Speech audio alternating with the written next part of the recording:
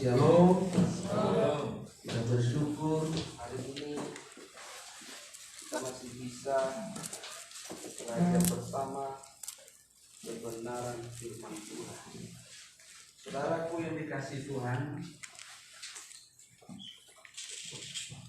banyak orang Kristen tidak memahami bahwa ada fasilitas dan hak yang luar biasa yang diberikan Tuhan kepada mereka. Dan hak ini hanya diberikan kepada orang percaya, umat pilihan perjanjian baru. Ya, hak ini tidak diberikan kepada siapapun, tidak diberikan kepada semua orang, tidak diberikan juga kepada umat pilihan perjanjian lama, hanya diberikan kepada umat pilihan perjanjian baru. Makanya sebagai orang Kristen kita harus memahami, mengerti bahwa kita punya hak, ya, yang disebut hak istimewa. Ya, boleh ditayangkan hak istimewa. Jadi setiap orang Kristen itu memiliki hak istimewa, dan tidak banyak, kalau kita lihat Kristen hari ini, tidak banyak yang menyadari hal ini, bahwa orang Kristen memiliki sebuah hak yang istimewa. Namanya saja istimewa. Kalau martabak biasa dan istimewa kan lain. Ya, telurnya lain, bumbunya lain, besarnya lain, pasti lain. Namanya juga istimewa. Harganya juga lain. Karena kalau ke tempat, ke restoran atau ke warung makan, seorang pesan yang biasa dan istimewa, harganya pasti lain. Dari mana-mana sudah. Yang istimewa nggak ada. Wah, saya pesan yang istimewa saja. Kenapa, Pak? Lebih murah. Yang istimewa itu pasti lebih mahal, lebih mantap, saudara. Tapi mengolahnya pun lebih rumit. Tidak seperti yang biasa. Nah, setiap orang Kristen harus menyadari bahwa mereka diberi sebuah hak istimewa. Ya, jangan sampai tidak menyadari. Karena banyak orang Kristen tidak menyadari hal ini, sehingga mereka tidak bisa hidup secara benar, secara wajar seperti yang Tuhan mau. Sehingga banyak mereka tidak mengerti bagaimana hidup, menghadapi hidup, dan bagaimana memahami realitas hidup yang terjadi. Saudara yang dikasihi Tuhan, akibat kejatuhan dalam dosa, maka manusia itu jadi tua, saudara. Benar kan? Ya? Kalau nggak jatuh dalam dosa, nggak akan ada saudara wajar begitu. Dari muda masih bening, saudara, ya, tanpa bedak, tanpa pelembab, bening, saudara. Anak kecil itu sampai gadis tanpa pelembab, tanpa bening, saudara. Tapi nanti mulai tua, saudara, ya, mungkin umur 40, 50, ya kan? Ada juga kalau wajahnya boros 30 dan begitu, kayak di tengah-tengah itu. Ya, iya kan? Ya, umurnya berapa? 30. Oh, terus sampai keriput bener, saudara. Ini udah gak bisa ditolong lagi dengan pelembab apapun. Karena dosa itu manusia tua, saudara. Jadi ingat, kalau umur kita terus bertambah, kita pasti tua. Tidak bisa menolak itu. Akibat apa itu? Akibat dosa, saudara. Nah, manusia pun dari mulai lahir merangkak, saudara, ya, belajar jalan, mulai lari, akhirnya sekolah, kuliah, diwisuda, saudara tuh, ya kan? Kan itu perjalanan hidup di bumi. Setelah diwisuda mulai kerja pakai dasi, mulai agak mapan jadi bos pakai jas, mulai makin ngebos, perutnya makin besar. Ya. Setelah itu apa lagi? Mulai tua pensiun pakai tongkat. Setelah itu apa? Balik nggak bisa jalan kayak sono. Cuma di sini kursi roda. Habis itu hilang lagi lenyap, saudaraku, menuju kekekalan. Akibat dosa, manusia menghadapi fakta keadaan hidup seperti itu. Dan kalau umur kita panjang mungkin bisa sampai begini, saudara. Kalau tidak, ada yang di sini, ada yang di sini, ada yang di sini, ada yang di sini, ada yang di sini, ada yang di sini, ada yang di belakang, ada, mati. Akibat manusia jatuh dalam dosa akhirnya. Nah, itu harus dipahami. Kecepatan. Nah, lalu untuk apa hidup ini? Kita dibayang-bayangi sebuah perjalanan di mana suatu saat kita tidak ada lagi di bumi. Dan banyak orang tidak menyadari. Lalu kalau hidup seperti itu tadi, banyak kita bayangkan, lalu untuk apa hidup di dunia ini? Semua yang diraih akan ditinggalkan. Semua yang didapat akan ditinggalkan. Semua hal yang dimiliki akan ditinggalkan. Tidak ada yang bisa dibawa. Ayub berkata, dengan telanjang aku datang. Maksudnya itu, aku datang gak bawa apa-apa, pulang tuh gak bawa apa-apa. Dan berarti pulang gak pakai baju maksudnya. Ya. Hidup itu seperti itu, saudaraku. Jadi kita harus mengerti, memahami. Akibat kejatuhan dalam dosa, maka dunia ini yang direncanakan Allah menjadi surga bagi manusia, akhirnya tidak jadi. Harus digantikan dengan langit yang baru, bumi yang baru. Akibat dosa itu manusia pada akhirnya akan tua dan mati. Coba kita bayangin kalau manusia nggak jatuh dalam dosa, kita nggak tua-tua, saudara. Dan saudara bisa bayangkan, bahwa dunia ini harusnya bumi yang kita diami hari ini harusnya sudah penuh kalau tidak manusia tidak jatuh dalam dosa, kan? Karena tidak ada kematian, kan? Akan terus beranak cucu. Nah, kira-kira kalau dunia ini penuh mana? Ya pindah lagi, masuk lagi ke planet lain, saudara. Karena semua jagat raya ini menjadi milik Allah yang harus dikelola oleh manusia. Apa yang akibat dosa mati? Hari ini belum penuh. Dan nanti, saudaraku, dunia ini akan berakhir. Lalu untuk apa hidup ini? Pernahkah saudara bertanya sungguh-sungguh sering dalam hati, untuk apa sih hidup ini? Kalau toh semuanya akan begitu. Terus, dan ada apa di balik kematian? Saudara, orang Kristen itu sangat jarang diingatkan dengan kematian, kecuali perlu jadi orang mati. Padahal harusnya, saudara, kematian itu harus diingat setiap hari. Iya kan? Apalagi kalau orang tua kita ngomong mati, kita ngomong mati,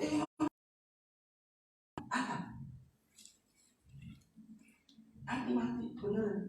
Ngomong mati bener kan? Iya kan? Iya enggak? Kita bisa ngomong, mati cepat. Ada orang di kampung kami, dia hampir sering dia ngomong mati kok. Iya kan? Kadang-kadang dulu dia ngomong mati. Kenapa? Ya dia stres ngomong mati lu. Yang diomongin bodoh amat. Yang ngomong malah mati duluan. Ya. Ada apa di balik kematian?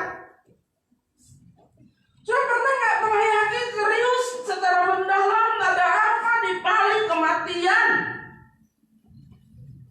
Bahwa hidup yang sebenarnya bukan hidup hari ini. Hidup yang sebenarnya adalah hidup setelah kita mati. Karena itulah kehidupan kekal. Jadi di balik kematian kita ada dua hal yang harus terus digumuli. Antara kita hidup kekal bersama Allah atau berada di penghukuman kekal. Itu harus menjadi penghayatan sepanjang hidup di bumi ini. Sehingga kita mempersiapkan hidup kita terus-menerus setiap saat. Lagu-lagu kematian dalam arti mengingatkan kita akan umur kita yang akan berakhir. Dalam arti mengingatkan kita bahwa kita harus mengakhiri hidup kita di bumi ini. Harus setiap saat dikumandangkan di dalam hati dan pikiran kita. Sehingga kita takut untuk hidup salah, takut untuk hidup berdosa. Sehingga kita bisa berjuang sungguh-sungguh untuk hidup suci dan kudus. Kalau sudah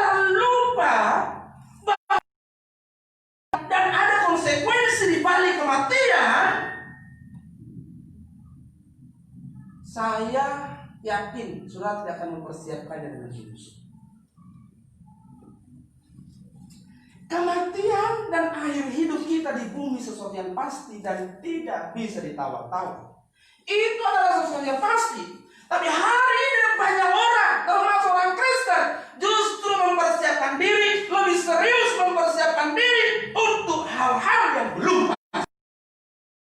Untuk kematian, untuk akhir hidup di bumi, banyak orang tidak serius mempersiapkannya. Ini sesuatu yang serius. Mengubah manusia lama menjadi manusia baru. Kalau kita tahu dalam dosa dan hidup ini tubuh hari ini akan diakhiri, akan tua, akan keriput dan lalu mati, saudara. Lalu apa yang kita pahami di balik kematian? Apa yang kekal dari diri kita yang akan nanti terus bersama Tuhan di kekekalan atau ada di penghukuman? Jelas, saudaraku, bahwa kedatangan Tuhan Yesus menebus manusia dari dosa itu menjadi peluang, menjadi pintu untuk manusia dikembalikan kepada rancangan Allah yang semula yang diingininya dari awal. Jadi kedatangan Tuhan Yesus menebus manusia tidak boleh dipelesetkan dari tujuan utamanya, tidak boleh dilengsarkan, diserongkan dari tujuan utamanya, yaitu keselamatan jiwa. Tidak ada yang boleh hal lain yang lebih penting yang mengambil tujuan itu. Itu sebabnya, saudara, korban Tuhan Yesus harus membawa kita kepada bagaimana kita mengubah manusia lama kita menjadi manusia baru. Kita semua sudah ada dalam kodrat dosa. Akibat manusia jatuh dalam dosa, semua keturunannya ditulari oleh kodrat dosa. Mungkin jenis dosanya tidak sama persis, tapi kodrat dosanya, keinginan berbuat dosanya sama diturunkan, saudara. Makanya tidak ada orang yang tidak diajari berbuat dosa, tapi dia sudah bisa berbuat dosa. Kita punya anak nggak pernah diajari bohong, dia bohong loh. Benar nggak? Itu punya natur dosa. Bagaimana mengubah kodrat dosa menjadi kodrat ilahi? Kodrat dosa itu begini, saudara. Kecenderungan berbuat dosa dalam diri manusia diganti hidup dalam kebenaran. Jadi pada akhirnya hidup benar tidak lagi sebuah paksaan, tapi sudah jadi gaya hidup. Orang sudah diperjuangkan terus menerus, saudara. Tidak perlu jadi paksaan dan jadi beban lagi. Jadi manusia itu harus mengerti bahwa dia punya tanggung jawab untuk mengubah manusia lamanya menjadi manusia baru. Bukan Tuhan yang punya tanggung jawab itu. Makanya kalau saudara berdoa, Tuhan ubah aku, saudara harus mau diubah. Ubah aku, amin, lalu berhenti. Nah, saudara nggak akan pernah berubah. Percaya. Kalau saudara berdoa, Tuhan ubah aku, saudara bertanggung jawab untuk bertindak berubah. Nggak bisa orang bilang ubah aku Tuhan lalu selesai, tidak buat apa-apa. Berdoa, karena kita berdoa Tuhan ubah aku, maka kita harus ambil tanggung jawab untuk bertindak berubah. Bukan Tuhan tidak mampu mengubah tanpa kita, tapi Dia tidak mau mengambil alih kehendak bebas kita. Waktu kita berdoa, Bapa kami yang di surga, dikuduskanlah namamu. Maksudnya apa sih? Kita mau menguduskan nama Tuhan, maksudnya bukan. Maksudnya hidupmu harus menghormati kekudusan Tuhan. Hidupmu, kalau kamu memanggil Dia Bapa, berarti kamu anaknya. Hidupmu harus menjaga kekudusan Allah. Kamu harus mencerminkan kekudusan Bapamu. Manggil Dia Bapa yang tidak memandang muka, maka hiduplah dengan takut dan gentar selama kau menumpang di dunia. Kalau kamu nggak takut dengan Bapa yang kamu sebut Dia ada di surga, kamu nggak gentar,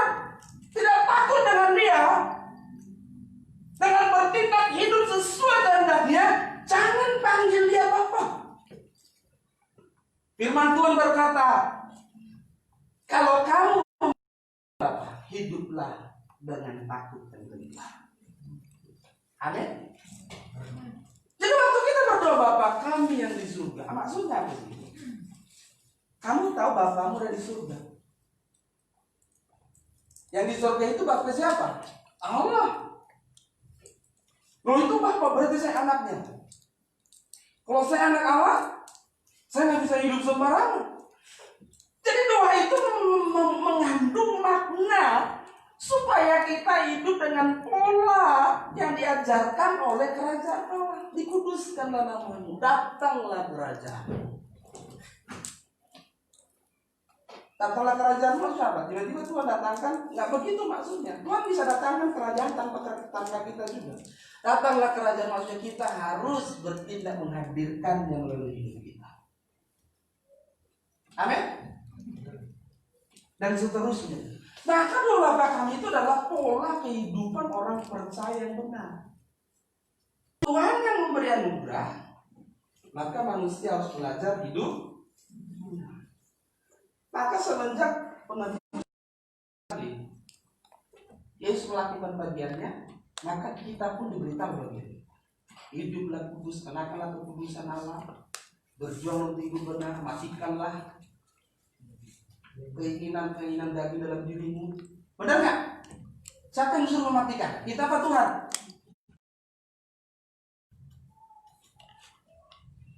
Jadi sama sudah. Kita diberi anugerah dulu. Setelah itu kita diberi tanggung jawab. Bangsa Israel juga sama, umat perjanjian lama juga sama. Mereka diberi anugerah dulu, diselamatkan dulu dari Mesir, dari jajahan bangsa Mesir, Firaun dari Mesir. Setelah keluar dari Mesir, mereka mengalami hal-hal yang spektakuler, saudaraku. Diberi dulu intervensi Allah dulu, itu anugerah Tuhan yang diberikan kepada manusia. Tapi setelah itu baru mereka diberi aturan. Ini loh aturannya. Kamu hidup begini, harus hidup begini, harus hidup begini. Sama umat perjanjian baru setelah ditebus diberi anugerah.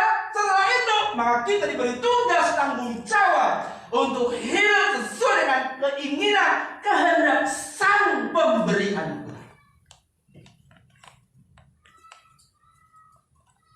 Jadi kita harus memahami juga Allah yang memberi anugerah. Setelah itu kita memiliki kewajiban tanggung jawab yang harus kita kerjakan sesuai dengan kehendak. Maka kekristenan itu adalah panggilan paling hebat, panggilan paling tinggi. Umat pilihan panggilan bagi orang Kristen itu panggilan paling tinggi juga. Ya. Maka selalu saya bilang, saudaraku, kita harus memahami panggilan kekristenan itu bukan sekedar masuk surga. Ya, bukan sekedar masuk surga. Saudara harus paham, saya ulang lagi saudara, harus paham di surga itu ada pusat pemerintahan. Ya, ini ada pemerintah di sini. Kalau ada pemerintah ada apa? Ada masyarakat. Yang kedua ada masyarakat. Toh gimana ada pemerintah kalau ada masyarakatnya? Orang Kristen itu tidak diproyeksikan jadi masyarakat biasa. Loh, nanti masyarakat biasanya siapa? Harusnya orang-orang yang bukan Kristen. Loh Pak, emang orang yang bukan Kristen selamat? Loh, umat perjanjian lama memang agamanya apa? Umat perjanjian lama agamanya Kristen. Enggak kan? Orang-orang saleh perjanjian lama itu agamanya apa? Kristen? Bukan. Tapi umat pilihan perjanjian apa ini, saudara? Kenapa? Karena memang kepada mereka tidak diberi hak istimewa yang nanti kita akan bahas. Mereka tidak diproyeksikan serupa dengan Allah sempurna seperti Bapa serupa dengan Yesus. Tapi umat perjanjian baru orang Kristen diproyeksikan standarnya sempurna seperti Bapa serupa dengan Yesus, memerintah bersama dengan Allah, bersama Tuhan selamanya. Jadi kita diproyeksikan di sini, bukan dari masyarakat.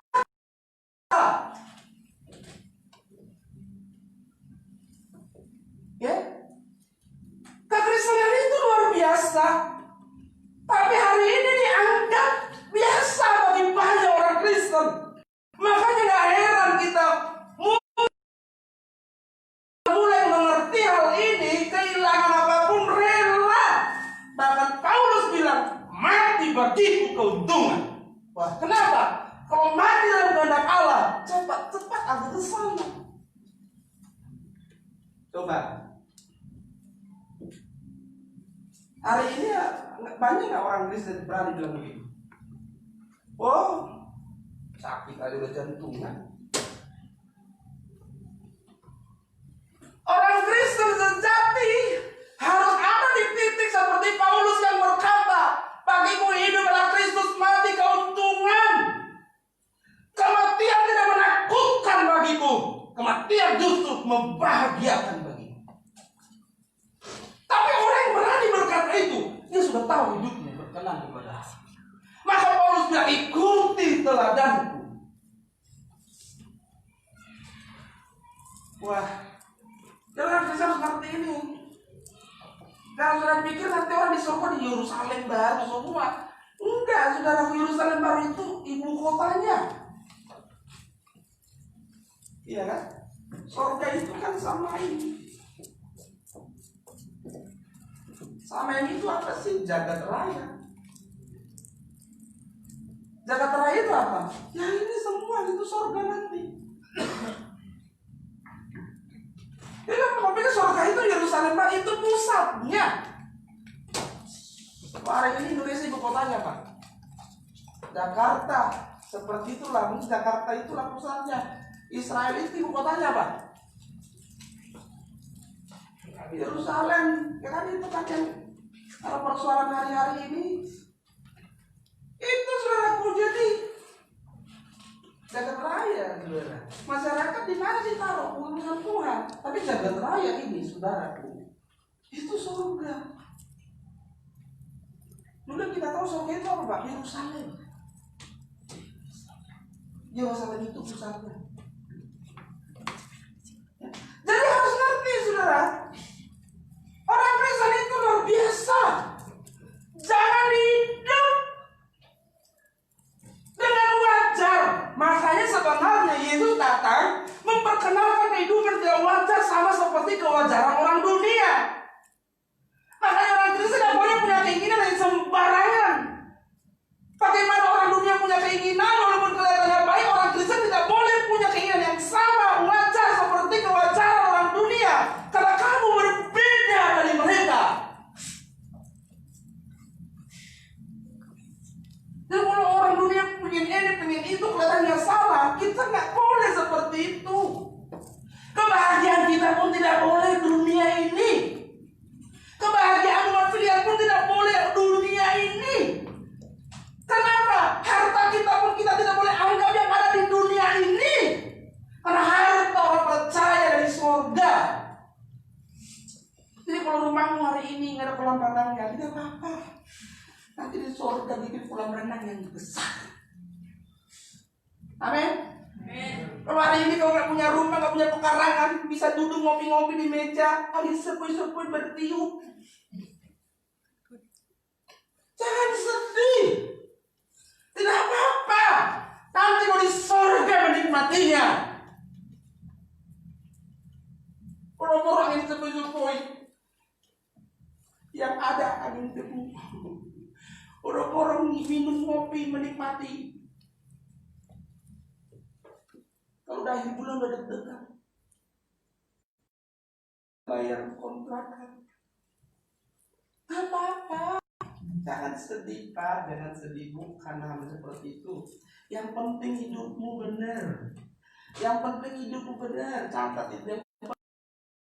Benar, hidupmu susah tidak apa-apa. Tapi kalau hidupmu susah karena kamu tidak benar, aduh, kalau kita lihat, dulu saya itu punya keinginan juga, wah luar biasa. Tapi satu-satu saya coret sudah. Kalau belum semua, kan proses kan, saya coret satu-satu. Oh, rupanya ini enggak. Oh, ini enggak. Oh, aduh. Sebab seenak-enaknya dunia ini susah juga. Iya kan? Yang hari ini kau bilang aku sayang sama kamu, belum tentu besok kau bilang. Ya enggak? Iya. Aduh. Kamu punya duit ribut? Punya duit juga ribut. Faktanya begitu. Jadi kalau orang ribut gara-gara punya duit, jangan bilang, coba kalau kita punya duit, nggak ribut kan? Kau ribut atau tidak bukan karena duitmu, gara-gara pikiranmu yang rusak. Kau lihatlah, yang punya duit ini. Kau lihat nanti orang lain juga. Kebanyakan duit ribut juga. Iya kan? Wah, dulu nggak punya duit banget dia mau begitu. Ya saya bersyukur, saya malah bisa makan aja bersyukur. Karena bisa aja makan 3 kali sehari, sudah bersyukur. Dia ngomong begitu waktu makan sekali sehari doang. Begitu bisa makan 3 kali sehari, nggak bersyukur juga tuh. Ya kalau boleh Tuhan ya, lebih dari sini aku akan semakin bersyukur. Terus setelah punya lagi kan nggak bersyukur juga tuh. Tetap juga dulu, tetap juga bersungguh-sungguh. Benar kan? Iya. Iya kan? Orang jomblo sedih dia. Sudah nikah makin sedih. Dia bilang begitu kan, lebih lagi aku dulu jomblo sampai tua dan sedih. Orang punya uang, nggak punya uang sedih. Punya uang juga sedih. Aduh, nggak ada yang bisa sudah. Kalau dasar paradigma kita salah, makanya Allah bilang bahwa kita bisa memiliki damai sejahtera yang melampaui segala akal. Dari siapa? Dari itu Tuhan. Damai sejahtera yang melampaui segala akal itu bukan tidak bisa dinilai dengan hal-hal yang di dunia ini. Namanya saja melampaui segala akal. Itu pengertian dan paradigma kita yang harus dibetulin. Cara melihat uang itu menentukan kebahagiaanmu. Benar kan? Cara melihat pasanganmu menentukan kebahagiaanmu. Cara melihat tetanggamu, cara melihat keluargamu menentukan kebahagiaanmu. Jadi kebahagiaanmu bukan ditentukan oleh orang di luar dirimu. Kebahagiaanmu ditentukan oleh dirimu. Amin. Jadi kalau orang bilang jelek banget sih kamu, lalu kau nggak bahagia, itu berarti kebahagiaanmu ditentukan orang lain. Iya enggak? Jadi jangan begitu. Paradigma kita harus dirubah. Maka kita harus memahami hal itu sudah, supaya kita mengerti bahwa umat pilihan orang Kristen ini diberi hak yang luar biasa dan juga harus hidup secara luar biasa. Maka kita ngerti apa dulu yang Tuhan bilang, yang Yesus bilang kepada orang murid-muridnya. Apa dia bilang kepada? Apa Yesus bilang kepada murid-murid? Jika hidup keagamaanmu tidak lebih baik dari ahli Taurat dan orang Farisi, kamu tidak masuk dalam kerajaan surga. Wih, saudara dengar begitu jangan pikir ahli Taurat orang Farisi itu jahat. Enggak, saudara, nggak jahat. Mereka itu ahli kitab, ahli Taurat, saudara, nggak jahat. Mereka menjalankan aturan agama, mereka menjalankan Taurat, saudaraku. Bahkan Paulus pun dulu dianggap baik itu karena membela hukum Tuhan. Mereka Paulus membunuh orang Kristen itu karena menjalankan hukum Taurat. Mereka orang baik, orang-orang saleh, saudara. Bahkan Paulus bilang apa?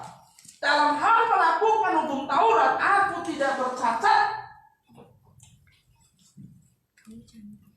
Coba bayangin, hukum Taurat itu intinya berapa sih? Intinya kan 10 kan hukum Taurat. Benar nggak?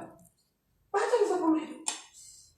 Itu kalau saudara melakukan itu luar biasa hidupnya baiknya. Ahli Taurat, orang Farisi itu bukan karena jahat secara ukuran umum, makanya Yesus bilang begitu.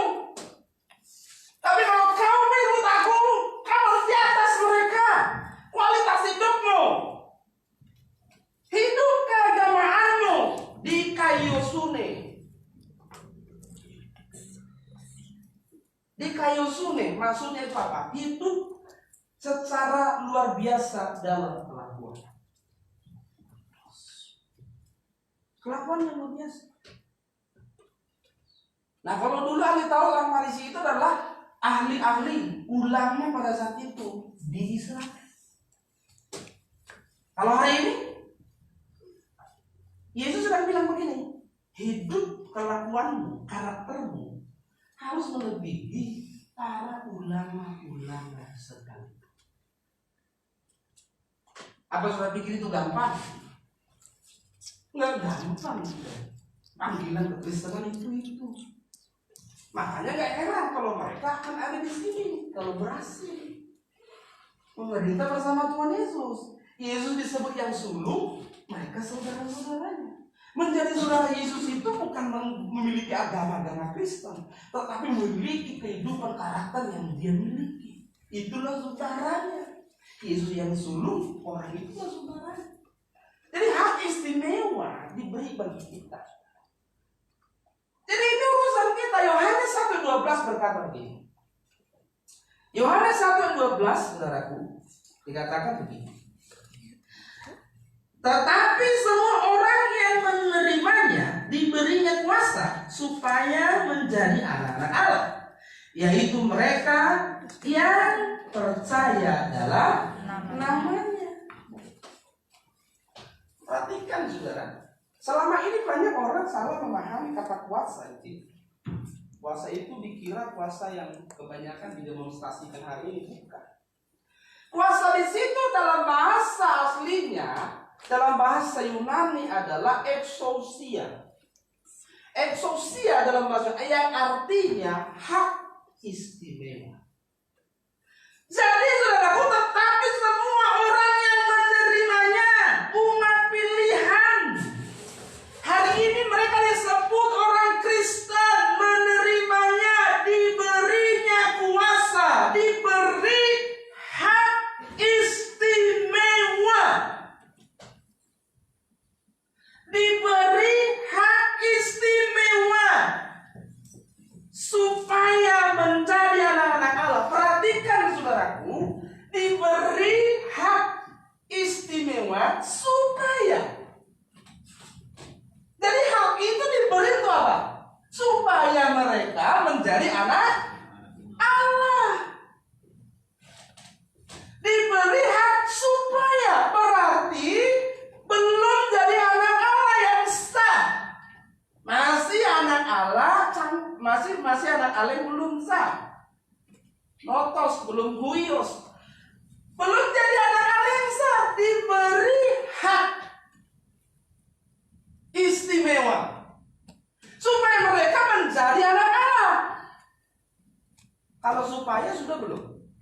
Berproses. Ada proses di sini, saudara.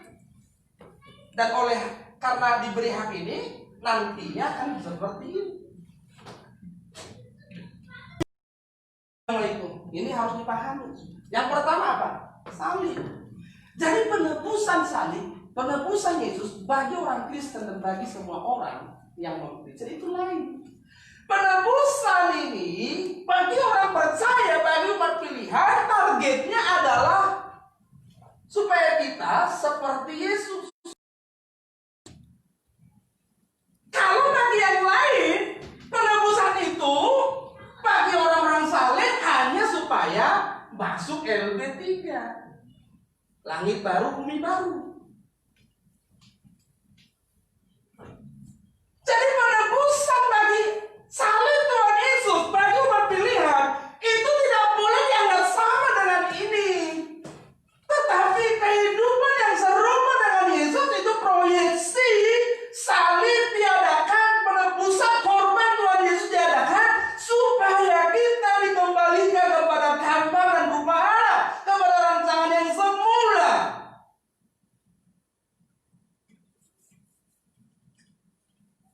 Kita harus paham, orang Kristen yang menerima Yesus, menerima penebusan itu, targetnya adalah keserupaan dengan Kristus. Yang kedua, saudaraku, apa? Kebenaran.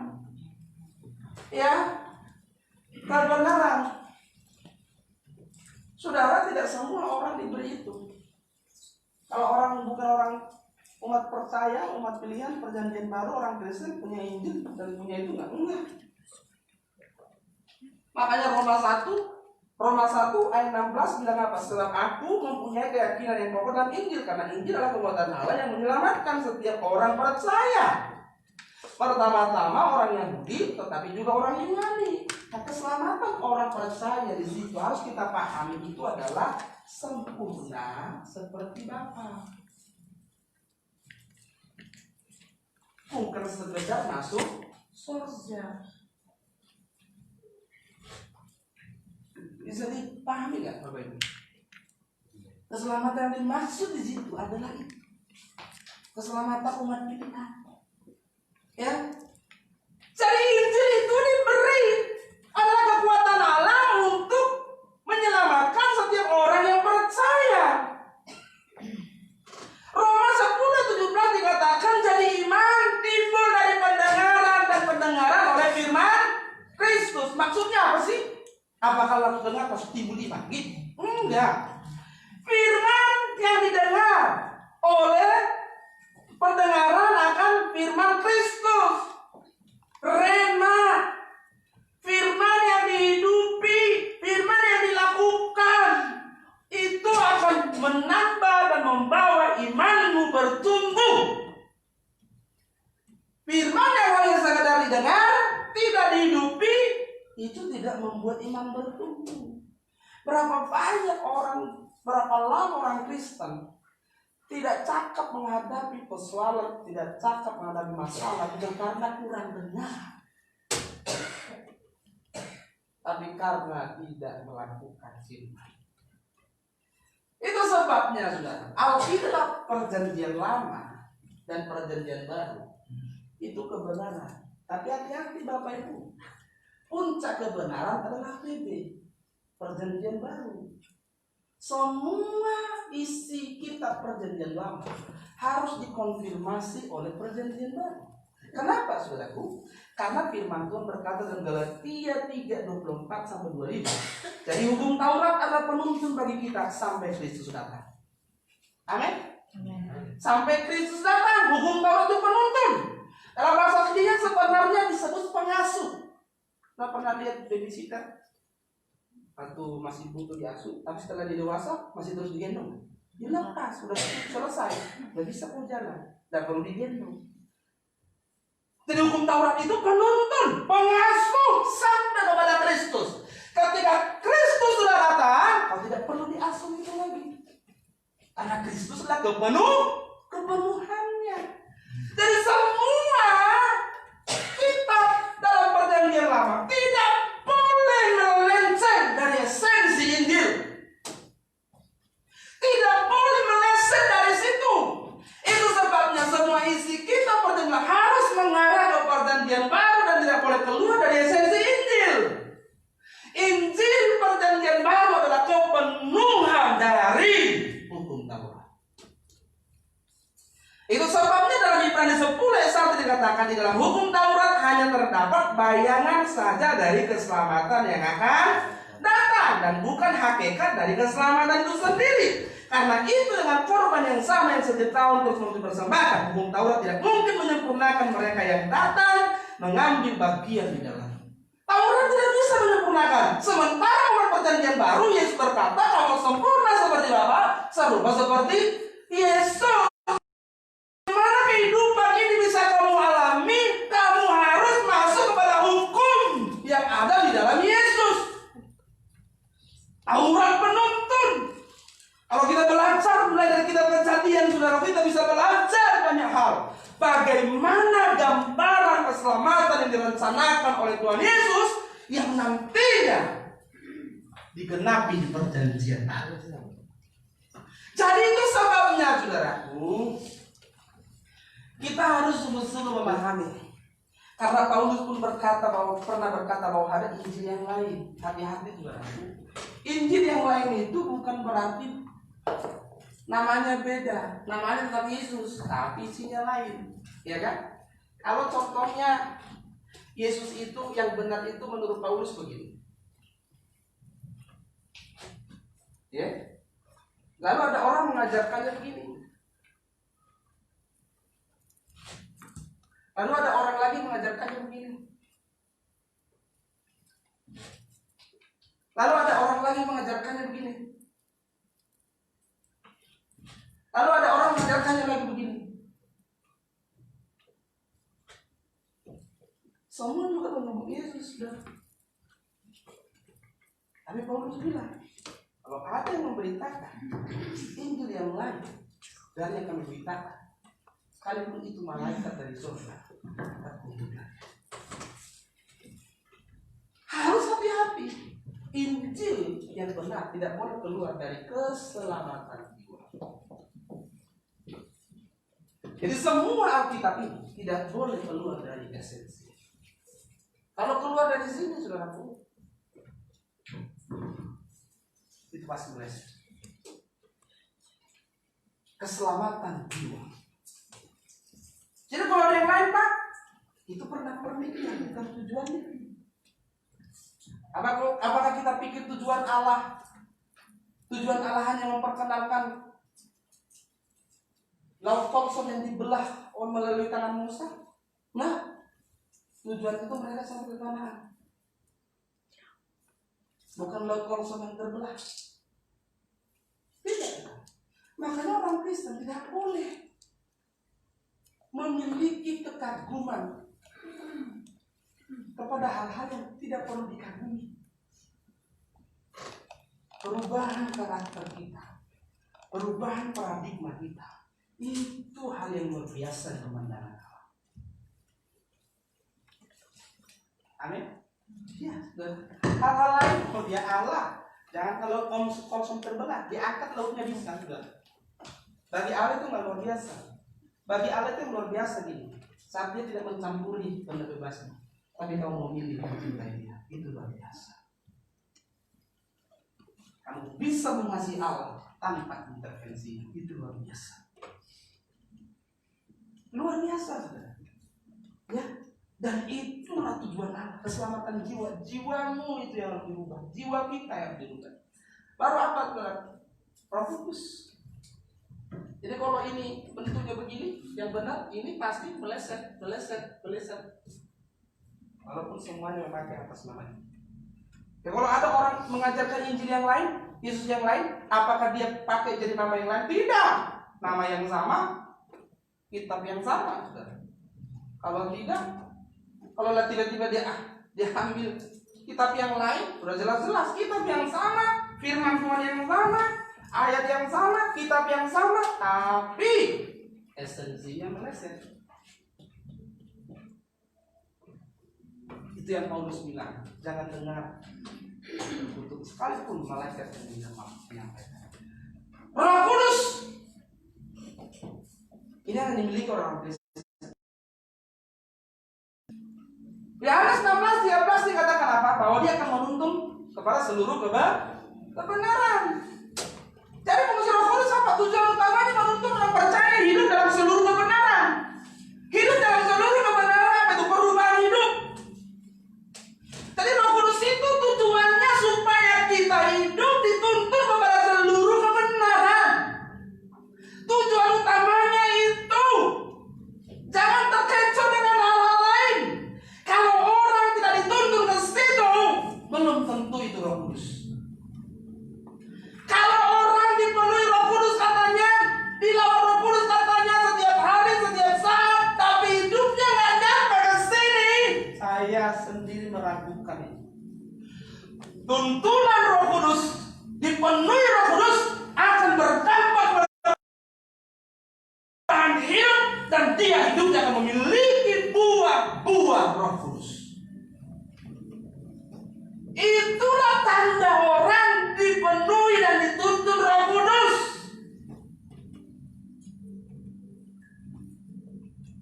Roh Kudus diberi untuk kita dituntun kepada seluruh benar.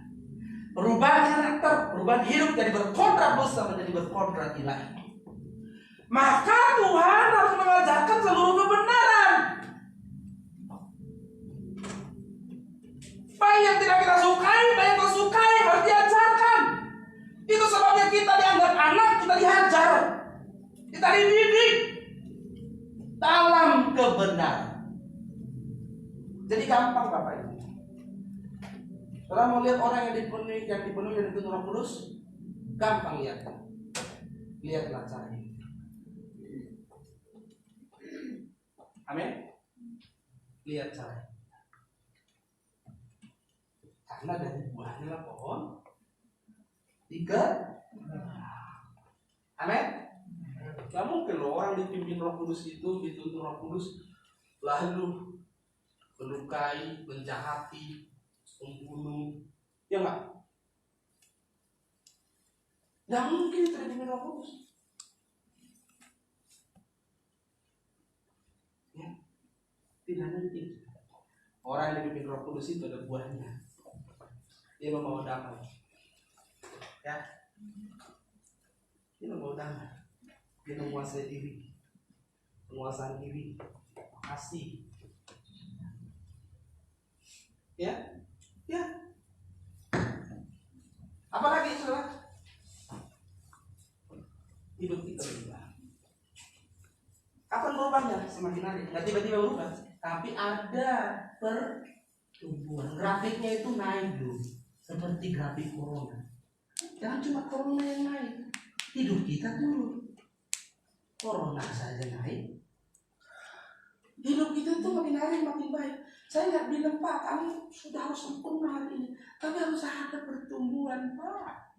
Harus ada pertumbuhan, Bu. Jangan begitu terus. Aduh. Tiap hari kesel mulu kerjanya. Apa sih kok begitu?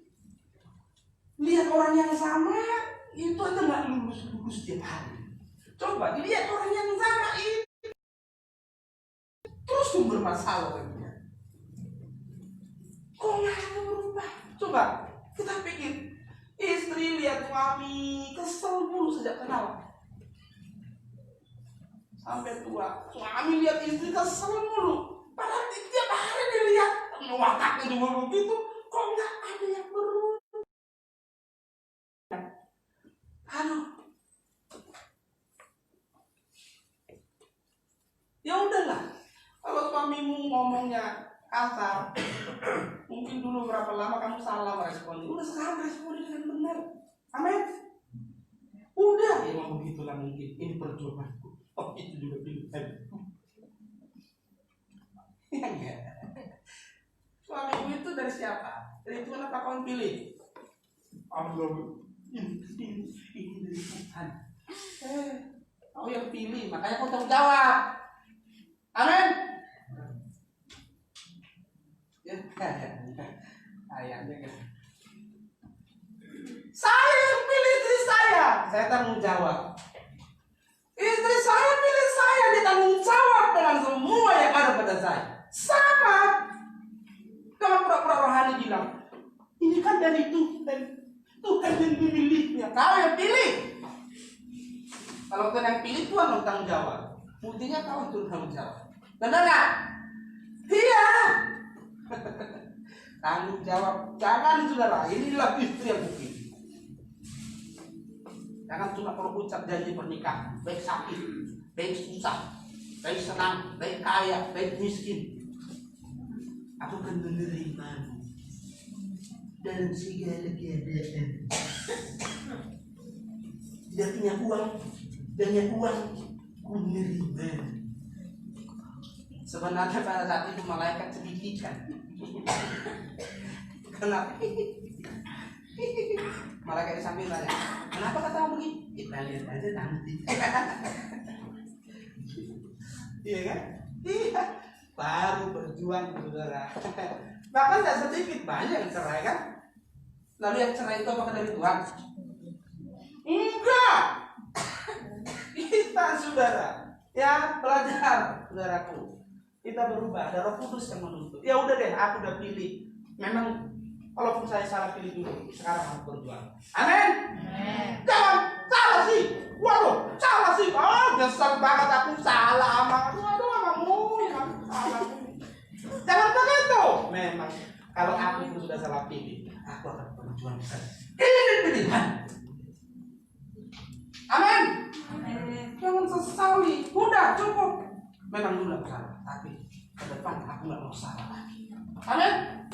Jangan udah salah dulu, kok tambah lagi salah. Ya makin runyam. Udah, dulu aku udah salah. Oh, salah pilih kek, salah apa kek? Sekarang aku saatnya tidak salah. Aku mau memperbaiki segala keadaan. Ya? Amin? Amin. Perbaiki Pak, jangan nggak perbaiki, jangan mudutin. Kau, aku. Jangan begitu, benahi. Sudah, ya. Apalagi saudaraku, hak istimewa peristiwa hidup. Roma 8:28. Segala keadaan mendatangkan kebaikan, mendatangkan kebaikan. Saya ingin terus tekankan itu, karena ini akan kita alami sampai kita mati. Saya mau kasih tahu, tidak ada orang yang dalam hidupnya sampai mati dari punya masalah. Saya mau kasih tahu. Saya terus akan bilang, kenapa? Supaya semua keadaan yang kau alami mendatangkan kebaikan. Untuk apa saudaraku? Bagi mereka yang mengasihi Allah. Yang tidak mengasihi Allah tidak mendatangkan kebaikan, mendatangkan kehancuran. Maka saudaraku, peristiwa hidup itu hak istimewa. Karena melalui peristiwa hidup Allah memberi kesempatan untuk kita mengubah karakter, mengubah hidup kita, mengubah pola-pola cara-cara kita yang salah. Kalau kamu tahu dengan bicara begini, rusakkan bicara lagi maksudnya. Itu memperbaiki keadaan. Kalau kamu tahu tindakanmu itu merusak sesuatu, jangan lagi, itu maksudnya. Itu memperbaiki karaktermu. Jadi keadaan itu membawa kebaikan dalam hidupmu karena mengubah karaktermu. Karakter yang diubah itu menyangkut keselamatan jiwamu. Keselamatan jiwamu akan membawa kamu hidup selamanya bersama Allah di kekekalan. Jadi itu urusan kita. Urusan kita di bumi ini setelah kita jatuh dalam dosa adalah berjuang mengubah kodrat dosa kita menjadi berkodrat ilahi. Apapun keadaanmu, jangan pernah saudara menganggap itu hal terburuk. Keadaanmu hari ini itulah keadaan terbaik dari Tuhan yang Tuhan izinkan. Jangan sia-siakan. Gunakan kesempatan itu untuk mengubah karaktermu. Jangan bilang keadaanmu hari ini, lo buktinya Tuhan izinkan lo. Keadaan yang Tuhan izinkan kau alami itulah keadaan terbaik menurut Tuhan bagimu. Jangan sia-siakan. Gunakan kesempatan itu untuk mengubah karakter kita. Amin. Gunakan. Jangan sia-siakan. Jadi jangan bilang aku paling malang hari ini, masalah aku paling berat. Keadaanmu hari ini adalah keadaan terbaik untuk dicintai. Jangan lewatkan kesempatan itu, karena segala keadaan bisa mendatangkan kebaikan. Ya, ini hak istimewa bagi orang percaya. Orang non percaya tidak punya itu. Orang non percaya tidak punya itu. Bagi mereka yang mengasihi Allah. Orang yang mengasihi Allah itu umat pilihan. Itu orang-orang pilihan mengasihi Allah. Jadi bagi mereka yang mengasihi Allah, segala keadaan mendatangkan kebaikan. Apa masalahmu hari ini? Apa persoalanmu hari ini? Jangan tepuk dada dan berkata, aku paling malang. Oh, jangan. Keadaanmu hari ini itulah keadaan terbaik yang diizinkan bagimu. Dan keadaan itu bisa mengubah karakter. Amin.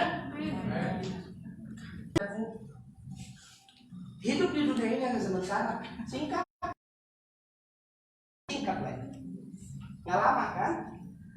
Dari benih setengah keriput sampai keriput lagi. Lalu hilang saja. Kadang-kadang orang nggak nunggu keriput pun hilang. Ya. Kemarin saya dengar berita ada orang masih muda meninggal juga. Tiba-tiba katanya, karena aku nggak kenal juga istri saya karena masih muda. Nggak nunggu keriput. Tapi kalaupun sampai keriput berakhir juga. Singkat, sementara dan singkat. Aduh, jangan sia-siakan Bapak Ibu, ya. Mari gunakan dengan sungguh-sungguh untuk berjuang berkenan kepada Allah. Dengan kuasa atau hak istimewa yang Tuhan berikan, kita dimungkinkan untuk dikembalikan kepada rancangan Allah yang semula, yaitu menjadi manusia ilahi yang segambar dan serupa dengan Allah. Hanya orang-orang Kristen yang dimungkinkan kembali kepada itu dengan hak istimewa yang dari Tuhan. Amin. Kita berikan tepuk tangan untuk Tuhan. Mari kita bangkit berdiri, kita datang.